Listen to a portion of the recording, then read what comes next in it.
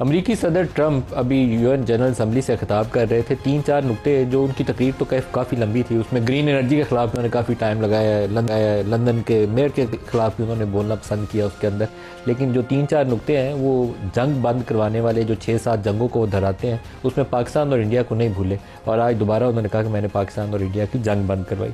ابراہیم accord کا بھی ذکر کیا ہے, جو دوحہ اٹیک کے بعد اس کا آگے بڑھانا ایک معجزے سے کم نہیں ہوگا.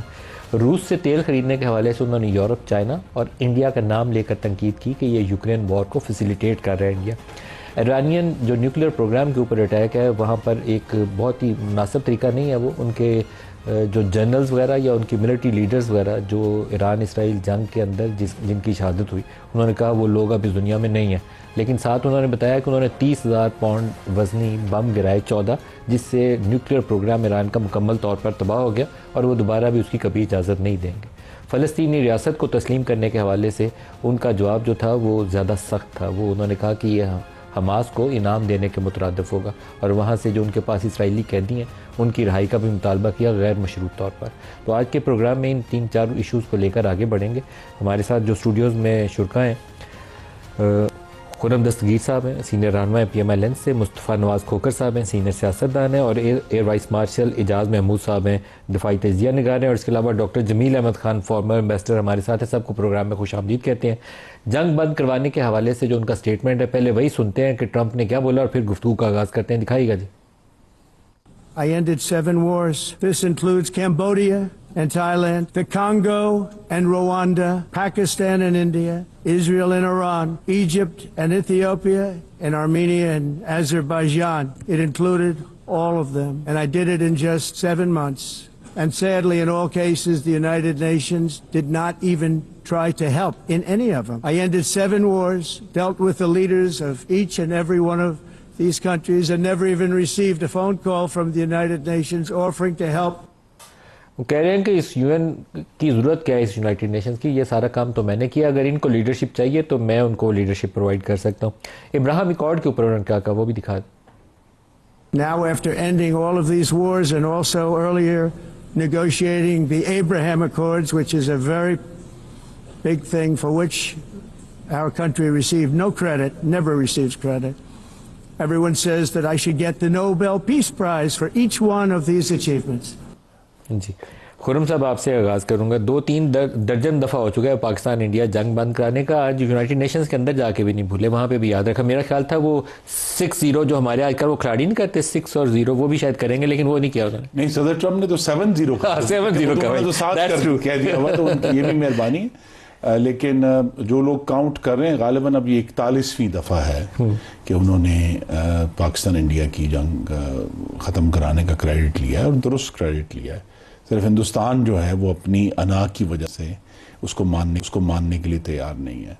لیکن صدر ٹرمپ جو ہیں وہ ایک ہم سب کے لیے ایک سبق بھی ہے کہ جو دوسری جنگ عظیم کے بعد دنیا کا ایک آرکیٹیکچر بنا تھا گورننس کا, جس میں معاشی معاملات میں بھی ایک آرکیٹیکچر تھا, IMF, World Bank, World Trade Organization, وہ بھی, اور دوسرا جو پولیٹیکل آرکیٹیکچر تھا جس میں UN تھا اور بہت سارے ادارے تھے جو مختلف طریقوں سے, یہ بہت سارے جو گلوبلائزیشن کا جو پورا اسٹرکچر ہے, اب وہ ہمیں یہ واضح ہونا چاہیے کہ صدر ٹرمپ نے وہ پورا اسٹرکچر جو ہے اس کو سمیش کر کے زمین پر پھینک دیا, تباہ کر دیا. ٹھیک ہے جی, اس کو سمیش کر دیا, اور وہ پوری طرح اب ایک امریکی صدر جو تنگ نظر ہے اپنی ملک کے بارے میں, اور وہ تمام جو آدرش ہم سنا کرتے تھے ہیومن رائٹس کے اور ڈگنیٹی آف مین کے اور ساورنٹی کے, وہ انہوں نے اسمیش کر کے وہ بھی پھینک دیے نیچے زمین. تو لہٰذا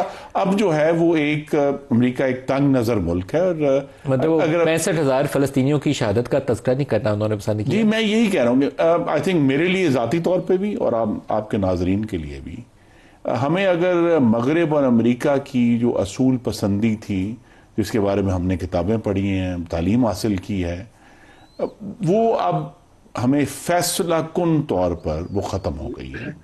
اور وہ ہمیں کسی بھی ملک کو ان 65,000 شہادتوں کے بعد, جن میں غالباً کوئی 35-36 ہزار بچے ہیں, ٹھیک ہے, اس کے بعد تو وہ کسی ملک کو کوئی اخلاقی بھاشن دینے کے قابل نہیں ہے ہی رہے. نہیں. ٹھیک ہے, اب ان کی کریڈیبلٹی ختم ہو گئی. اب یہ ہے کہ جو ہم سب کے لیے سبق ہے اور پاکستان کے لیے سبق بھی, اور یہ سبق میں سعودی عرب نے بھی سمجھ لیا ہے کہ ہر ملک کو اپنی سیکیورٹی کا انتظام خود ہی کرنا ہے. آپ کے خیال میں سعودی عرب نے اچھے سے سمجھ لیا یہ بات؟ انہوں نے فوراً سمجھ لیا. دوحہ اٹیک کے بعد ان کو فوراً سمجھ آ گئی ہے کہ جہاں اسرائیل کا معاملہ آئے گا وہ امریکہ کا بلائنڈ سپاٹ ہے. ٹھیک ہے, تو شاید کسی اور ملک کے مقابلے میں تو وہ کوئی کریں. دوسرا جو آئی تھنک جو چیز کم ڈسکشن میں آتی ہے ملک صاحب اور بڑی ضروری ہے کہنی, سعودی عرب کو یہ بھی سمجھ آ گیا ہے کہ پچھلے 10 سال سے جب سے امریکہ میں شیل آئل اور شیل گیس ڈسکور ہوا ہے, امریکہ نے مشرق وسطیٰ سے تیل خریدنا تقریباً ختم کر دیا. ان کی وہ ڈیپینڈنس نہیں ہے جو ماضی میں تھی. اب چونکہ ڈیپینڈنس نہیں ہے تو اس کے لیے سیکیورٹی کور بھی نہیں ہے. تو اب یہ بات بھی بالآخر اب 10 سال کے بعد سمجھ آ گئی ہے پورے مڈل ایسٹ کو کہ جناب وہ جو سیکیورٹی کور تھا جو اصل میں ان کی آئل سپلائی کو پروٹیکٹ کرنے کے لیے تھا وہ بھی نہیں ہے. تو لہذا وہ پیچھے ہٹ رہے ہیں اور کوئی اب جو ہے کم از کم گلف کا ملک نہیں چاہتا کہ وہ حال ہو جو سیریا کا ہوا. مصطفیٰ صاحب کی طرف جانے سے پہلے آپ ابھی سعودی نیشنل ڈیفنس ڈے سے آئے ہیں, تو آپ نے اب جو ایگریمنٹ کیا پاکستان اور سعودی عرب میں اس کے مطابق ایک کے خلاف جاریت, دونوں کے خلاف جاریت تصور ہوگی. تو ڈیفنس پیکٹ بھی یہی ہے کہ ہم ان کے دفاع کے لیے حاضر ہوں گے.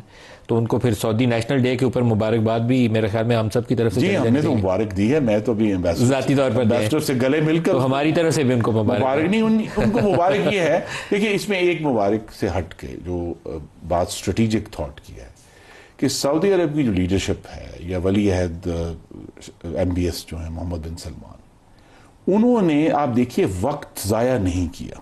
دوحہ اٹیک کے بعد ود ان ڈیز جو ایک ایگریمنٹ بہت دیر سے پینڈنگ تھا, انہوں نے جو بین الاقوامی جو بدلتی صورتحال اس کو بھانپا اور بغیر وقت ضائع کیے یہ ایگریمنٹ کیا. اور اس میں سب سے اہم بات یہ ہے کہ سعودی عرب نے جس طرح پبلکلی اس کو پروناؤنس کیا ہے دنیا کے سامنے, یہ سے ظاہر ہوتا ہے کہ یہ ایگریمنٹ جو ہے وہ صرف یہ نہیں کہ دو ملکوں, انہوں نے دنیا کو سگنل بھیجا ہے کہ یہ کام جو مسلم دنیا کی واحد جو نیوکلیئر پاور ہے میرا اس کے ساتھ ایک ڈیفنس ایگریمنٹ. مصطفیٰ صاحب یہ آج میرے خیال میں ٹرمپ والی سپیچ بھی اگر کسی کو باقیوں کو شک رہ گیا ہوگا مسلمان ملک کو تو اس سے واضح ہو جائے گا. انہوں نے کہیں 65,000 فلسطینیوں کا یا وہاں جو بھوک کے ہاتھوں اور ڈاکٹرز نہ ہونے کے ہاتھوں, ادویات نہ ہونے کے ہاتھوں جن کی جان جا رہی ہے, ان کا تذکرہ نہیں کیا. انہوں نے ان لوگوں کا تذکرہ کیا جو اس وقت حماس کی قید میں ہے کہ ان کو فوراً رہا کر دیں, ان کی ڈیڈ باڈیز بھی چھوڑ دیں. حماس کے ظلم بتائے 65,000 لوگوں کا تذکرہ نہیں کیا. وہ جو 6-7 لاکھ ڈسپلیس ہو گئے ان کا تذکرہ نہیں کیا. تو I think it is very much clear to the world now, especially to the Arabs, کہ ان کا فیوچر جو ہے ان کے اپنے ہاتھ میں ہے, امریکیوں کے ہاتھ میں نہیں ہے.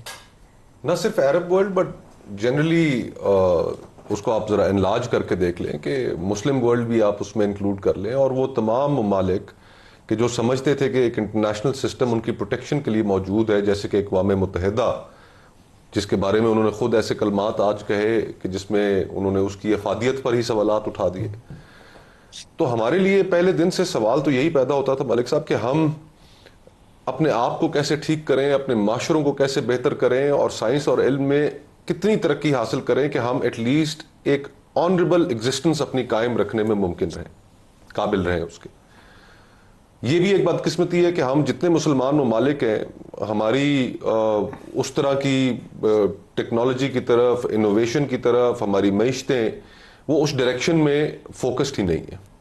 ہمارے زیادہ تر اندرونی تمام مسلمان ممالک میں جھگڑے سیاسی ہیں, بادشاہتیں قائم ہیں, اور جن کے پاس بے پناہ دولت بھی ہے وہ بھی کوئی ایسا مقام نہیں حاصل کر سکے کہ جو مقام انہیں اس فائدے کی وجہ سے بیشتر جو یہ مسلمان ممالک ہیں انہوں نے اسرائیلی سافٹ ویئرز خریدے ہوئے ہیں جسے اپنے لوگوں کے اوپر سپائی کرتے ہیں. اور پھر ہمیں تھوڑا سا انٹروسپیکشن یہ بھی کرنا چاہیے ملک صاحب کہ بہت سارے ایسے بھی اسلامی ممالک ہیں کہ جنہوں نے پچھلے چند سالوں میں ابراہیم اکارڈز جن کا انہوں نے ذکر کیا, اس کے نتیجے میں ان اکارڈز کے نتیجے میں انہوں نے اسرائیل کو ریکگنائز کیا, اور اس سارے جو شہادتیں ہوئیں وہاں پر بچے شہید ہوئے, عورتیں شہید ہوئی, مرد شہید ہوئے, اور ہماری زندگیوں کا ایسا جینوسائیڈ ہے کہ جو ہم نے اپنے ٹیلی فونز کے اوپر لائیو انفولڈ ہوتے ہوئے دیکھا. ان کے اندر اتنی ہمت نہیں ہوئی کہ اس کے سفیر کو بلا کے احتجاج کر لیں یا ان سے اپنے تعلقات منقطع کر لیں.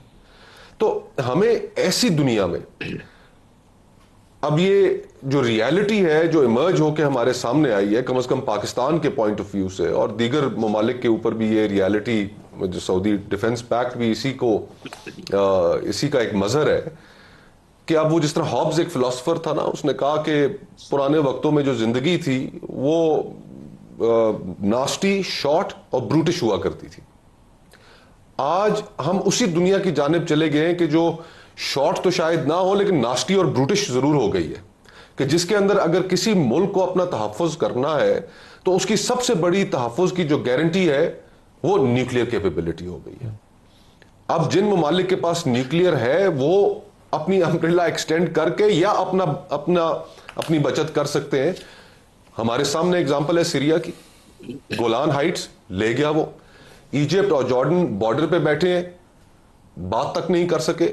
ایران کی اگزامپل ہمارے سامنے موجود ہے, غزہ, مغربی ویسٹ بینک, یعنی کہ تقریباً 7 یا 8 ممالک ہیں مشرق وسطیٰ میں جن پر اسرائیل نے حملہ کیا ہے, اور وہ عدم تحفظ کی ایک فضا پیدا کر دی ہے کہ جس کے اندر دنیا میں صرف مشرق وسطیٰ ہی نہیں, اب ہر طرف یہ خیال عام پایا جا رہا ہے کہ اگر آپ کو اپنی سیکیورٹی انشور کرنی ہے ایسی دنیا میں کہ جہاں پر کوئی انٹرنیشنل آرڈر نہیں ہے, جہاں پر زندگی اب بروٹش ہوگی, تو وہاں پر صرف نیوکلیئر ہتھیار ہی آپ کو بچا سکتا ہے. تو یہ